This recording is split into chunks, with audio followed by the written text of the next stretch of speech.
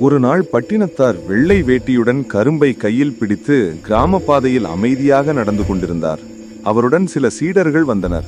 அவர்கள் பார்த்தார்கள், ஒரு மனிதன் 10க்கும் மேற்பட்ட கட்டைகளை கையில் தூக்கி வலியுடன் நடந்தார். சுமை அதிகமாக அவர் தடுமாறினார்.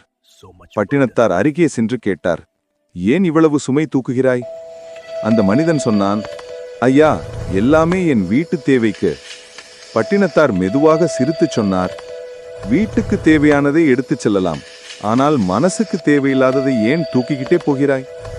மனிதன் குழப்பத்துடன் கேட்டான், அதென்ன தேவையில்லாத சுமையா? பட்டினத்தார் தரையில் ஒரு கல்லை காட்டினார்.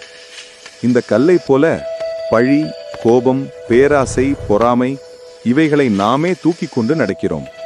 உடல் சுமையால் மட்டுமே நாம் சோர்வதில்லை, மனசுமையால் தான் சோர்கிறோம்.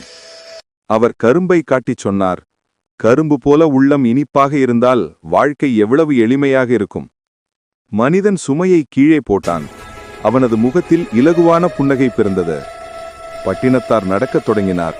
அவரது சொற்கள் காற்றில் பரவி ஒவ்வொருவரின் உள்ளத்தையும் மென்மையாக்கியது.